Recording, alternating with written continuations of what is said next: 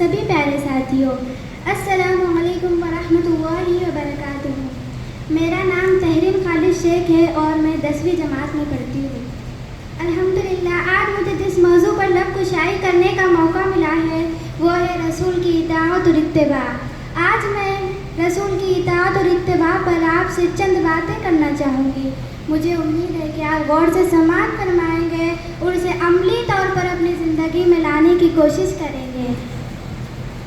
تو محترم سامعین، پہلے تو ہم اس رب کا جتنا شکر ادا کریں اتنا کم ہے کہ پہلے تو اس نے ہمیں اشرف المخلوقات میں پیدا کیا، مسلمان بنایا، مسلمان گھرانے میں پیدا کیا، ایمان جیسی اتنی عظیم دولت سے نوازا، اور جس امت کے لیے نبیوں نے دعائیں کی تھی اس نبی کا امتی بنایا۔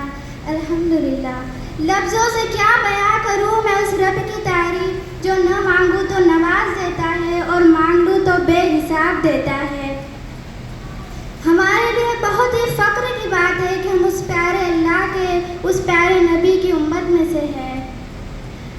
اس حساب لینے والے مولا نے یہی چاہا ہے کہ میرا چاہنے والا میرے محبوب کو چاہے، یعنی ہمارے نبی کو چاہے، تب جا کر وہ خود اللہ کا محبوب بن سکتا ہے۔ جسے کسی شاعر نے کیا خوب لکھا ہے کہ اگر محمد سے وفا تو ہم تیرے ہیں، ورنہ یہ جہاں کیا چیز لہو قلم تیرے ہے۔ تو محترم سامعین، اتباع رسول کے بارے میں اللہ کا ارشاد ہے، من یطع الرسول فقد اطاع اللہ، کہ جس نے نبی کی اطاعت کی، جس نے پیغمبر کے طریقے کو فالو کیا، وہ ایسا ہے کہ اس نے اللہ کی اطاعت کی۔ اور دوسری جگہ اللہ فرماتا ہے، اِن کنتم تحبون اللہ، اے محمد صلی اللہ علیہ وسلم آپ کہہ دیجئے کہ اگر تم چاہتے ہو کہ اللہ تم سے محبت کرے تو فاتبعونی، میری پیروی کرو۔ تو اس سے فائدہ کیا ہوگا؟ اللہ فرماتا ہے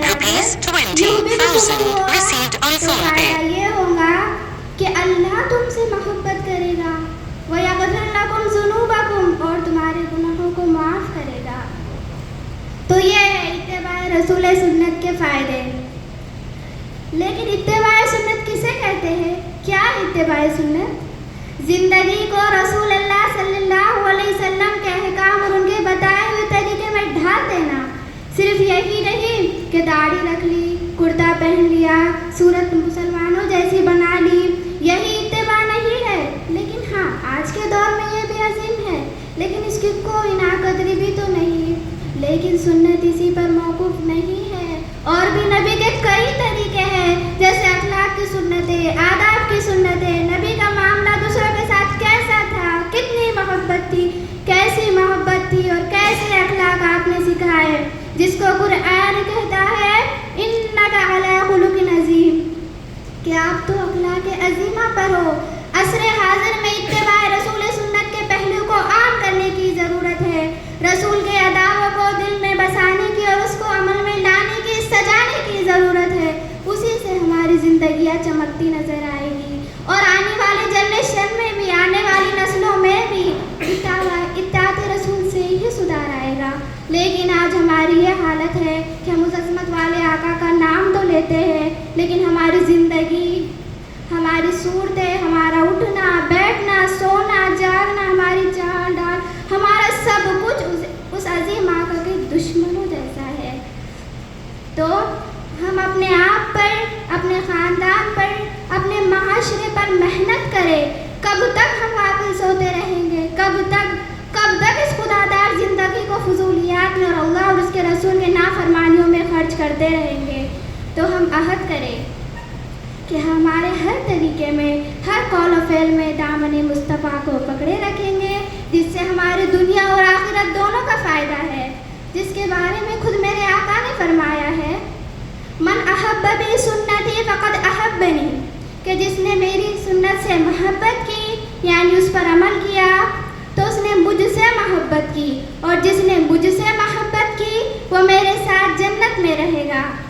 اور ایک جگہ پر آپ نے فرمایا ہے، جس نے میری اتباع کی، میری سنت کی حفاظت کی، تو خدا اس کی 4 باتوں سے اکرام کرے گا۔ نمبر 1، نیک لوگوں کے دل میں اس کی محبت پیدا کرے کرے گا. نمبر 2 گنہگار لوگوں کے دل میں اس کا ڈر ڈالے گا. نمبر 3 رزق میں وسعت کرے گا. اور نمبر 4 دین میں پختگی یعنی مضبوطی پیدا کرے گا. تو اتباع سنت رسول کی اتنی فضیلت ہے. متبعان سنت کے لیے ہماری دنیا اور آخرت دونوں کی کامیابی ہے. اسی طرح اتباع سنت کو چھوڑنے والوں پر آپ نے لعنت فرمائی ہے. حضرت عائشہ رضی اللہ عنہا فرماتی ہے کہ آپ صلی اللہ علیہ وسلم نے فرمایا میں نے 6 شخصوں پر لعنت فرمائی ہے اور آپ نے بھی ان پر اور خدا نے بھی ان پر لعنت فرمائی ہے. جیسے ہر نبی کی دعا قبول ہوتی ہے لہٰذا میری لعنت بھی مقبول ہے. اور ان 6 شخصوں میں اتباع رسول کو چھوڑنے والا بھی شامل ہے کہ ایسے شخص پر آپ کی لعنت ہو جو آپ کی پیروی نہ کرے تو اس سے بڑھ کر اور کیا محرومی ہوگی.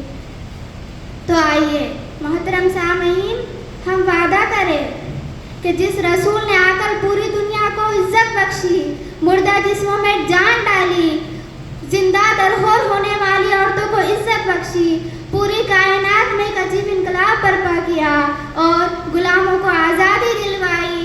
اللہ اللہ ہمارے سید الکونین نے کیسا عجیب انقلاب برپا کیا کہ پوری دنیا رحمت سے چھا گئی. سب مردہ سے زندہ جیسی زندگی گزارنے لگے. تو ہم بھی اسی نبی کی اطاعت کو اپنی زندگی کا مقصد بنا کر خود کو سنوارتے جائیں اور پوری دنیا میں آپ کے لائے ہوئے طریقے کو برپا کریں. کیونکہ میرے نبی کا طریقہ ہی ایسا ہے اور ہر کام ایسا ہے, حتیٰ کہ آپ کی ہر عادت, ہر سیرت, ہر صورت ایسی ہے کہ آج 1400 سال کے بعد بھی جو کا تو محفوظ ہے.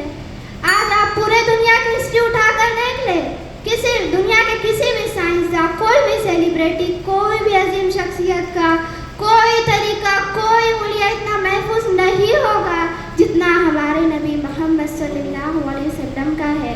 تو اسی نبی کی اطاعت کرے اور اپنی زندگی کو آباد بنائے. یہ انقلاب باہر سے نہیں اندر سے آتا ہے, دل سے اٹھتا ہے, روح سے پھوٹتا ہے, پھر رگ رگ میں سما جاتا ہے.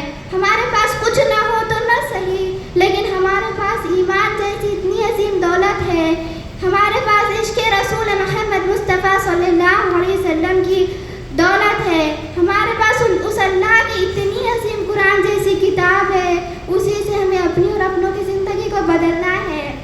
اللہ تعالی ہم سب کو اتباع رسول پر عمل کرنے کی توفیق عطا فرمائے, آمین. نقشے قدم نبی کے ہے جنت کے راستے, نقشے قدم نبی کے ہے جنت کے راستے, اللہ سے ملاتے ہیں یہی سنت کے راستے. وما علینا الا البلاغ جزاکم اللہ خیرا کثیرا کثیرا فی الدنیا والآخرہ وحسن الجزاء. السلام علیکم ورحمۃ